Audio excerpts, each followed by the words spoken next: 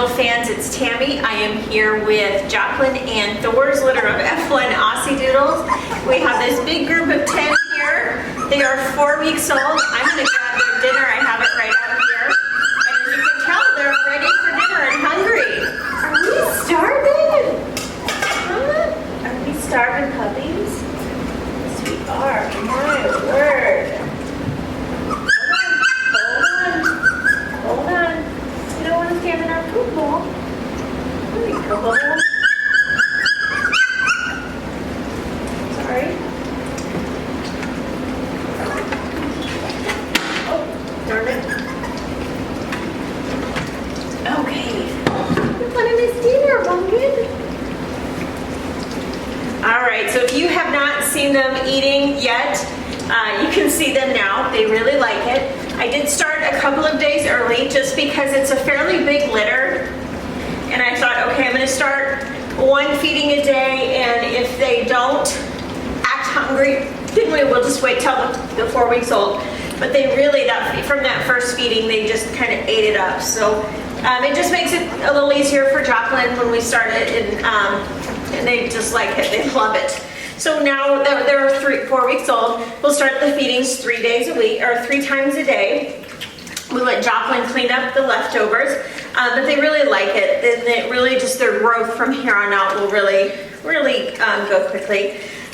It's been a really fun week to watch them. This coming week is actually my favorite week for puppies, that week from 4 to 5 weeks.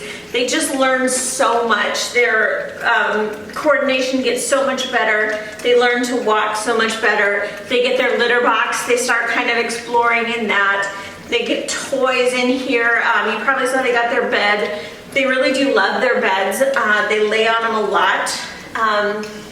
And they'll lay on them even more as they get more mobile. But it's just a fun week, especially when they start getting the toys and they really start playing with those and interacting with the toys and with each other with the toys. It's just really fun. But yeah, this is an exciting week to watch.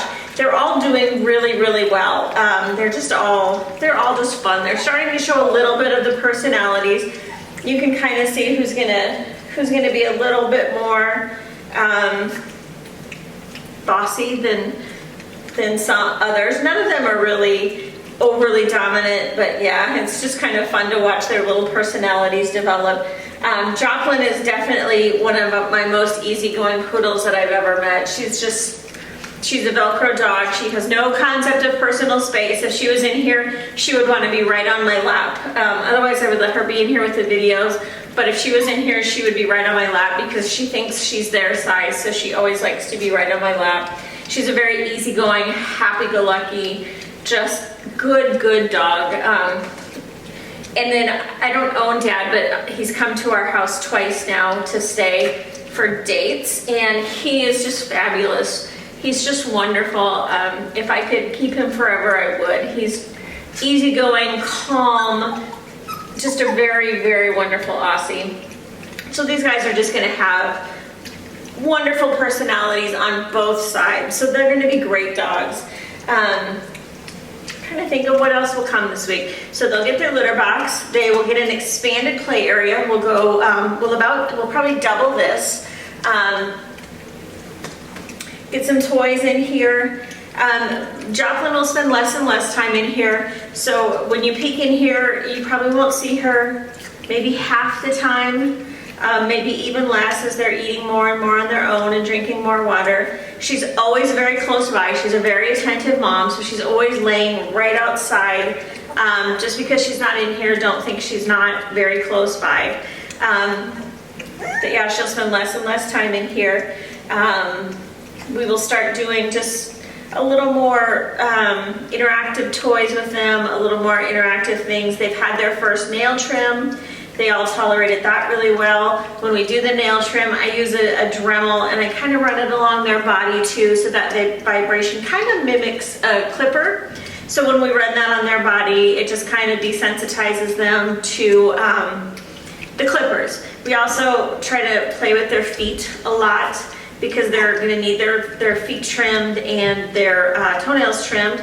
We also try to play with their ears and try to desensitize them. It's really tough to have a dog that's a flop-eared breed or a doodle that's going to need grooming their whole life, that's very sensitive to have their ears touched or their feet touched, or to have the, not used to the clipper vibration. So we try to desensitize them young to a lot of that stuff. And it really makes their grooming life just much easier for them, for their groomer as they get older, or if it's you, for you.